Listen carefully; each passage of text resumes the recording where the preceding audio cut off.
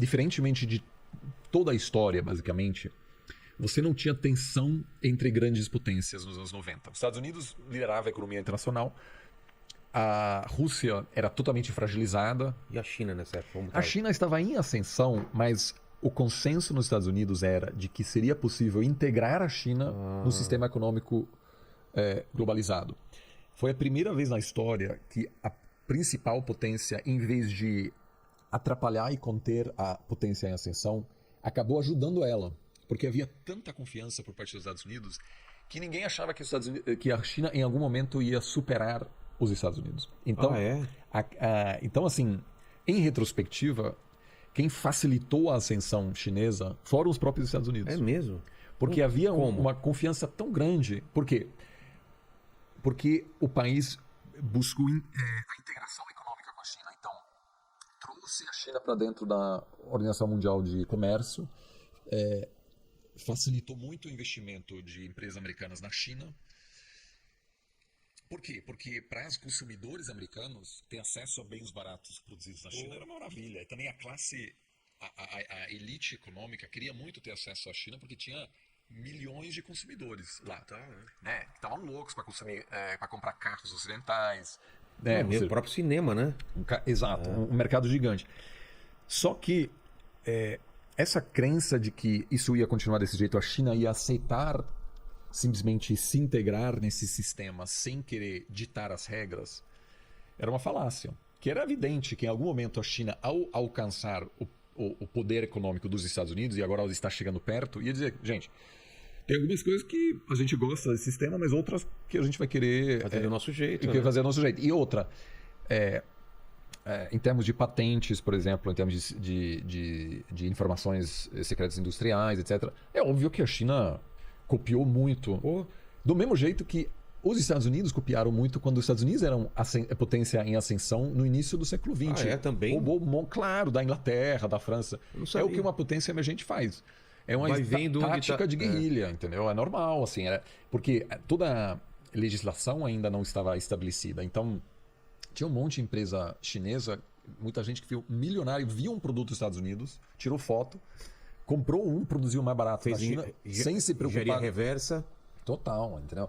E aí até às vezes acabou produzindo um produto melhor, porque tinha uma escala que o cara nos Estados Unidos não tinha. Não tinha, né? Lá Então assim, era um pouco, vamos dizer, uma situação mais anárquica, né? E isso acabou também facilitando aquele governo de continuar no poder, de não ter outras manifestações contra, né? Exato. Por quê? Porque vamos dizer, a grande proposta do Partido Comunista aos chineses você não tem direitos políticos, mas eu te dou direitos econômicos que você nunca teve na história. E nós, por exemplo, se a gente morasse na China, a nossa renda, na média, teria dobrado várias vezes ao longo da nossa vida. Então o chinês, que nasceu nos anos 80, viveu uma melhora de vida absurda, constante. É como se a gente estivesse nos anos... Sabe, lembra daquele trechinho quando o Brasil crescia 7% em 2009, 2010? Sei bem. Isso por 3, 4, 5 décadas. Cada par de anos você dobra a sua renda. Você consegue comprar um carro melhor. Isso ninguém. Um carro. Quem vai querer fazer alguma revolução lá dentro? Exato. Então a aposta americana que ao ter mais dinheiro, os chineses iam também querer ter direitos políticos, não se cumpriu.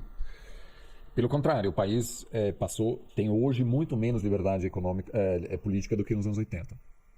Esse grande consenso, vamos dizer, que nos Estados Unidos tem esse nome de Pander Hugger, né? Ou seja, quem abraça o panda.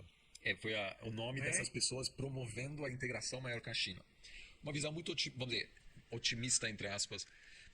E isso começou a ruir no final do governo Obama, quando os principais negociadores americanos começaram a dizer, cara, a China não vai aceitar, vamos dizer, não deixará o mundo como ele está.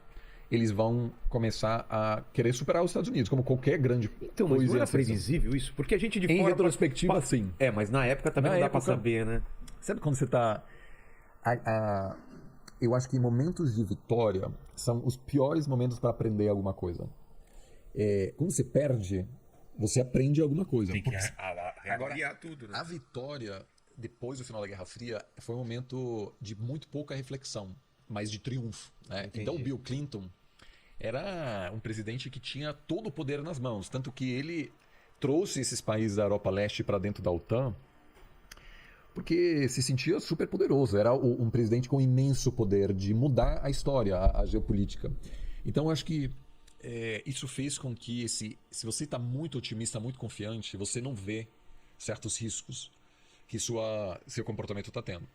Então isso demorou até lá 2012, quando os primeiros assessores do Obama falaram, cara, é possível que os Estados Unidos esteja cometendo um grande erro e a gente precisa mudar e conter a China do mesmo jeito que a gente conteve a Alemanha nazista e a Alemanha... Nesse nível os caras estavam alertando? Assim, a integração econômica é tão grande hoje que os Estados Unidos não tem mais como derrotar a China militarmente sem sofrer um impacto econômico brutal. O efeito colateral é imenso, né? Exato. Mas agora dominam pessoas que dizem, cara, a gente, por exemplo, não pode permitir que a China compre empresas de tecnologia no mercado americano. A China não impor um limite da entrada da China dentro dos Estados Unidos. Exato. Ela começou a comprar coisas, né? Começou a... Também as empresas de tecnologia na China têm uma grande vantagem, porque proteção de dados pessoais na China não é tão rigoroso como nos Estados Unidos. Então, por exemplo, é como se você tivesse um Uber na China e esse Uber consegue cruzar dados de uma forma que o Uber nos Estados Unidos não pode, porque você não pode, porque na China o cara consegue ver teu RG, tua renda, criminal e para onde você costuma ir, então consegue saber a partir do seu comportamento quando você pede um carro, que tipo de produto você gosta.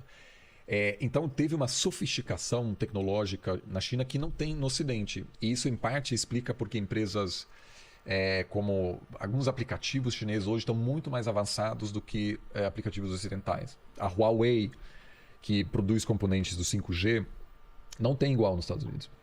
E os americanos hoje dizem que isso se deve em parte pelo fato porque a gente se abriu à China e os chineses não se abriram a gente. Por quê? A Google não consegue operar na China, a Facebook não tem na China, a Instagram não tem na China. Então o que na visão americana os chineses fizeram? Se aproveitaram do conhecimento mais livremente disponível nos Estados Unidos, protegeram seu próprio mercado e quando os produtos alcançaram uma sofisticação muito grande, soltaram esses produtos para o mundo. E você vê que o TikTok é mais sofisticado em termos tecnológicos, né? Tem uma inteligência artificial. Falando dessa inteligência artificial do TikTok, que é absurda. Que é superior do ponto de vista tecnológico do que o Instagram, do que o Twitter, né? E o mesmo se você olha alguns aplicativos chineses, eles estão acima do WhatsApp.